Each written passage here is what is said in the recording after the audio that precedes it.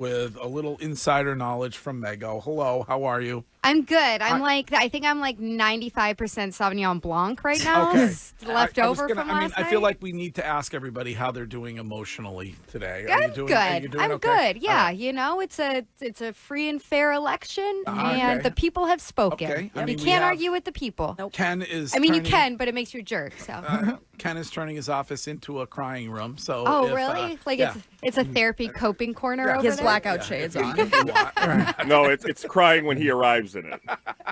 Well, it's tears of sadness or happiness. Yeah, correct. there you go. Depending on Great. what side you fell on. Are those happy tissues? It's America. We have an election every 4 years. I would not want to be in a room with Curtis and Ken today. Oh, Like, we will. together. I can't If wait. I was just sitting in between them, I would find today to be a very awkward one. I think a lot of people's Thanksgivings just got a lot more interesting. Yes. Yeah. Yeah. All right. Well, I'll tell you what's interesting is that Steve Kerr arrives in the city this evening. And I assume that Jayson Tatum has had this one circled on the schedule for a while. I would think so. The Steve Kerr presence, again, it's going to be interesting from a couple different angles because both he and Steph Curry are more of the outspoken, political kind of, they're just politically outspoken. Yeah. Even more so, the NBA is probably the most politically outspoken professional league out of the big four. And those are two of the most politically outspoken people in the league, and they're both going to be in the house tonight. So I'm going to go over there early because I'm sure he's going to have something to say before the game about the election results. And that'll be an interesting little wrinkle. But yeah, I don't think there's going to be a whole lot of love lost for Jayson Tatum and Steve Kerr.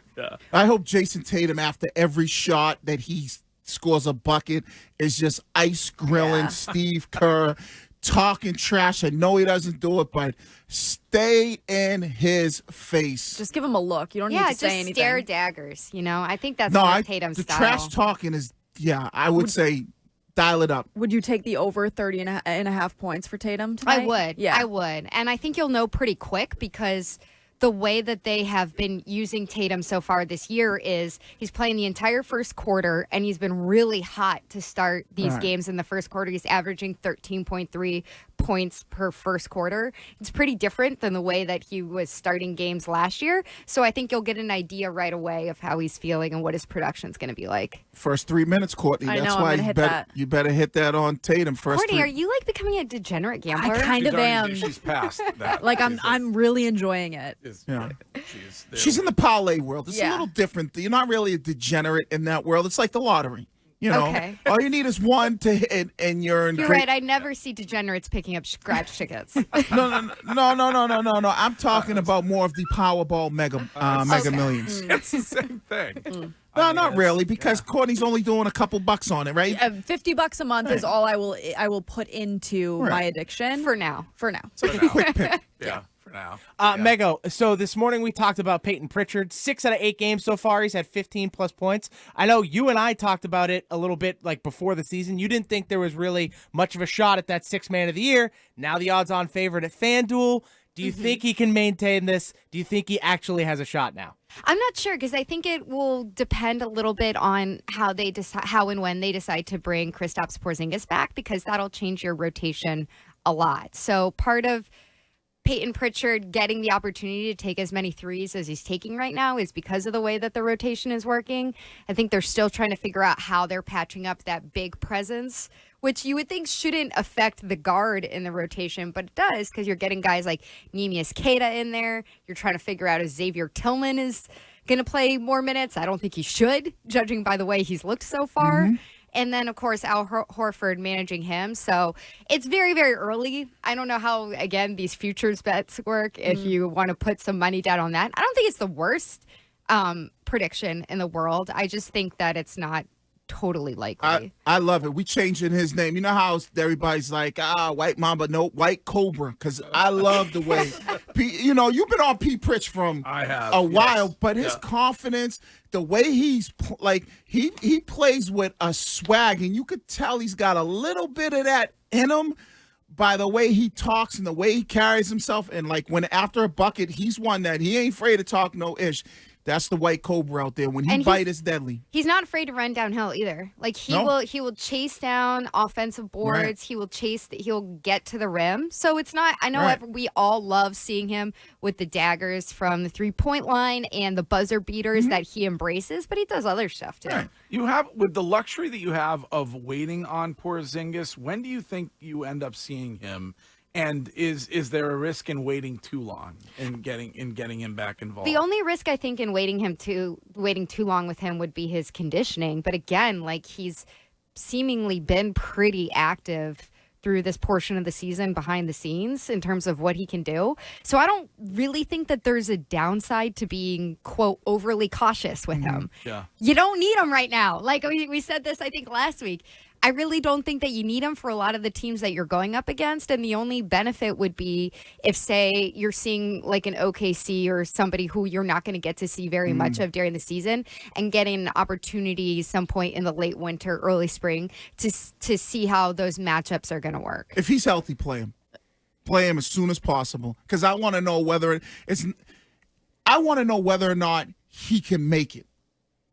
I hold him out. Let's say you hold him out and then you find out he can't make it. When you say he can't make it, you mean like he'll break? No, like he gets hurt again. But you always say regular season doesn't matter. It doesn't. But in the case of Porzingis, I want to know if he can get through it and not get hurt. So I'd rather But I think we know who Kristaps Porzingis is as a player, No, and but I think we know that he's pretty fragile. No, but the longer we wait, then he gets hurt closer to the playoffs, and now you're like, without him, I'd rather you play him early. If he does, now you could say, all right, we're probably going to be without him, and let's build our team that way, rather than wait until he comes back later on in the season, holding him off, and then let's say he plays a month and re-aggravates something or gets hurt again, and now right when the playoff starts, you're now trying to shuffle because you're no longer without Porzingis. At least now, if you play him and you go, 2.5 months, then you feel pretty confident about, him being able to at least make it through the long haul. I don't want to wait the last minute because then it hits the team, and now you got to kind of shuffle. Right, but you also have these months right now. Like, he's definitely not going to be back before December. No. So you have these months of data right now of seeing what you can do without him right now. Well, I'm saying as soon as December gets here, play him. What about Jaylen? Does this injury worry you? Like a hip flexor strain is something that you can aggravate pretty easily. Yeah. Gary Washburn from the Boston Globe had the report that he got 2 MRIs on that hip flexor, and that may seem more routine for like a professional athlete, but just that it's so close to the core makes me a little bit scared. Like that level of injury just seems like the kind of thing that they should, again, be a little overly cautious with Jaylen about. And I think they're indicating that they are, because he didn't play in Atlanta. That's his hometown. He loves playing in Atlanta, and he's not playing tonight. And it's clear that there's some personal stuff with Jaylen Brown and Jayson Tatum when it comes to Team USA, and Steve Kerr is a big part of that. So I look at that as they need to manage that pretty carefully, even though it's very early in the season, because that's something that you don't want to start barking on and off in the second half of the season as you're going into the playoffs. Let me get to the important stuff. Who issued the code red on Perk? I don't know. Are we sure that there was a code red issued? I mean, there was some sort of a lifetime ban or a something. Like you ain't invited to the party. Look, it's not. I heard you guys talking about this earlier. It's not the first time that there's been bad feelings with a former player. Before it was with Ray Allen and Paul Pierce. It also exists, I think, with Grant Williams, Kevin Garnett. Well, that one's again. I think it's the question is it between the current players and Perk? Is it the coach and Perk, if there's anything like that? Because when it was Kevin Garnett and Ray Allen, that was a very personal thing about the guys that were on that team. And I don't think that extended from like the organization towards Ray Allen. I think it was more about those guys having stuff that they eventually sorted out with Kevin Garnett's banner night, and that was great. Perk, his job on ESPN seems to be to go on and be incredibly critical of the Celtics because that's where he's relevant, and sometimes he gets personal with that. And I think that's where it crosses a line, whether there's a bad feelings from the organization or from the current team. I'm not sure. I read the same story that you guys did in the what was it, the U.S. Sun? Yeah. Some of these organizations that get the Celtics reporting, I'm like, I don't even know what this is or what is this? But they probably look at him the same way young guys look at any former player who played a long ago. They probably have no idea who he is, and they're probably like, this guy's like a dodo bird goofball. The clips go around on social media, and they see that, and they go, what is this? They're like, who's this guy? He played. It's not like his name is Kevin Garnett or his name is Paul Pierce. So you got these younger dudes that are playing going, oh, we know who this is, or Charles Barkley or Shaq. They're like, who's this guy here that's criticizing us? You know? And I think it's a little strange because I think it was last year or the year before, I covered an event where Perk was talking and he was introducing his book, The Education of Kendrick Perkins, and he was having a whole local night in Boston.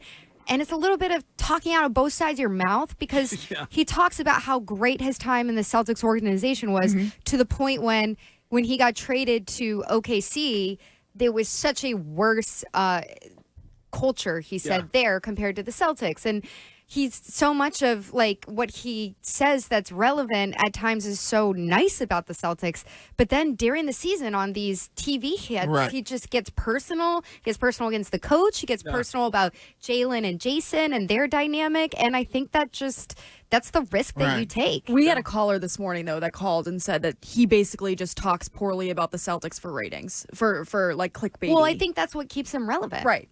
And look, we all work in media. Like, we understand there's controversy. You got to come at things with a strong opinion. You got to have your takes. But when it gets personal, when you're saying, like, you put Joe Mazzulla's brain in a bird and it flies backwards, which, by the way, is a line that he reused a couple times because he used it with Kyrie too. So that's the other side. It's like, if you're gonna be sharp, you better be coming up with new material every day. But I think for him, that works because that's kind of who he is, right? He comes, like, he's from Houston. He's from that area. He kind of, tries to bring that type of swagger. He's not like a kind of a Richard Jefferson who's more of a, or a Tim Legler who's just like basketball. Like, he wants to add a little spice and flavor to him, but that works for him.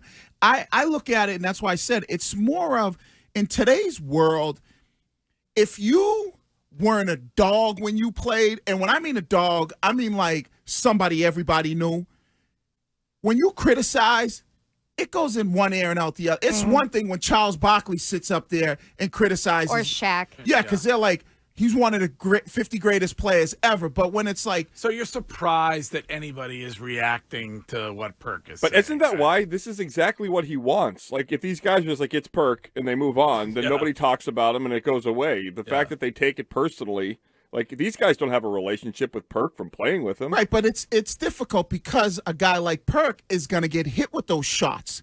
Remember, Charles Barkley said, you want me to listen to a guy that averaged, 2 points and 2 rebounds or something along those lines? Or you seen, wasn't it Kevin Durant who basically was like, he averaged the GPA and something along those lines? So it's like, it's got to be hard. See, that's a good line. Well, it's got to be hard for a guy like him. But you cover this team. You cover this team for weei.com. You're in there. You're in the locker room. So I would ask you about Joel Embiid, who clearly did not like something that was written about him. Again, we know what these lines are with media, and if you cross a line where you get so personal, I'm guessing the Joel Embiid story you're talking about is the confrontation he had with the Philadelphia Inquirer columnist. Which he's been suspended 3 games for his reaction. Which really runs even further contrary to what the columnist wanted, because his column was about criticizing how Joel Embiid never plays, and he got it further suspended. Right.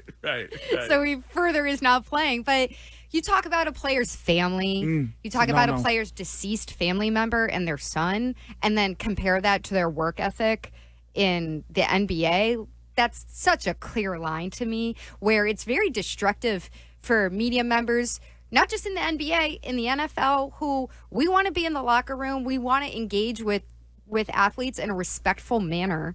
And I think we're all there for the same goal of putting out good content and getting good stories. And that's just so destructive. It did seem like gross. he was trying to apologize to him in the locker room, though. Like, Marcus Hayes was in there trying to be like, all right, I crossed a line. But I don't think he went in there to apologize. I think he once, the once reports he figured out how pissed he was. Right, but then he was apologizing. Sorry. He was, like, Okay, turtling and just because you apologizing. apologize doesn't mean like, oh, well, my feelings aren't hurt anymore. Right. Yeah, You know? I think, or you haven't disrespected me. Right. Yeah, I think that the way in which people are taking this is that he was talking about his family members where he wasn't really. He was just saying Joel Embiid has made such an emphasis on the fact that he wants to leave a legacy for his son, who his son was named after his deceased brother. He basically said he was not living up to a legacy for his deceased brother. Well, yeah, after is that he so, said, Right. to There's leave a a line. legacy, you but have to play. that's so disrespectful. That is If obscene that that he was- was suspended for 3 games for that. Like, the more I think of it, like, what the hell? Because they have to make sure Yeah, that you can't nobody have else does it. But confrontation. I said this, and this is why I always said, like, if you're going to say things, you got to be ready for whatever And he consequences. showed up. Like, come credit with to it. the columnist for showing up in person and Right. being there. But But if Joel Embiid takes it to another level where he's not willing to hear your apology, or if it gets a little heated and then he tends to, maybe push you, like, you got to be willing to deal with whatever comes with that. And that's the business that we're in. I mean, Courtney brought up me and Tuca, and I was like, well, Tuca leaving because he was soft. Like, if Tuca felt like a certain way, I would have to deal with whatever comes my but again, direction. that's so different because you're talking about the player and their approach to the game or the job. To me, that is so many steps behind, like, mentioning someone's family and a deceased family member and their kid. Right. That to me is just nuts. Also, if Tuca ever wanted to throw with you, you could borrow my glasses. Yeah, but I'm not a thrower though. I told you I only got a little bit of gas left in the tank, and I'm not wasting Right, it. it's coming out the other end. Well, whatever end it comes out. Most of the time. If I ever gotta throw hands It's or put burrito paws, season. By the way, I'm surprised by how many people tell me when I say, who do you think is going to be there in the NFL end of January, how many people suggest your Commanders? Wait, you're talking Super Bowl? No, I'm talking playoffs. Like, Okay. I'm talking people who look at, they are having a season, your football team. Yeah. Why do you think that they wouldn't be in the playoffs? I mean, Cowboys are totally disintegrated. Yeah. Like, you got Philly out there. They're a good team, but I feel very strongly about them. Jaden Daniels, Okay. All right. they're legit to make the NFC Championship. I could see, because you say, we talk to people and say Detroit's the bet. They feel like it's the best team. Detroit. The in the Niners are getting The McCaffrey. Niners They're- stink. Well, they're getting McCaffrey back They though, this stink. week. The But, Lions like, I should think they're roll at over least the a NFC. wild card team. Who, the Niners? No. Washington. No. But I think when you look at it, they could potentially end up as the number 2 seed when you think about the NFC.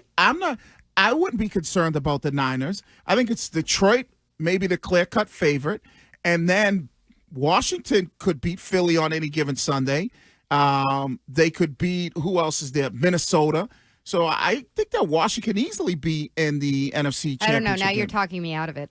You're like mentioning all these teams that are so much Why, better than which- Washington. But Minnesota's good. But since Detroit's very Minnesota's good. Sam Donald, Yeah. sooner or later, guess what? The pumpkin Cinderella, the clock's going to hit midnight, and we're going to see Sam Donald that we've seen Sam Donald. So I don't think there's a team other than Detroit, if I'm a Washington Commanders fan, which I know you are, Mego, that would scare me.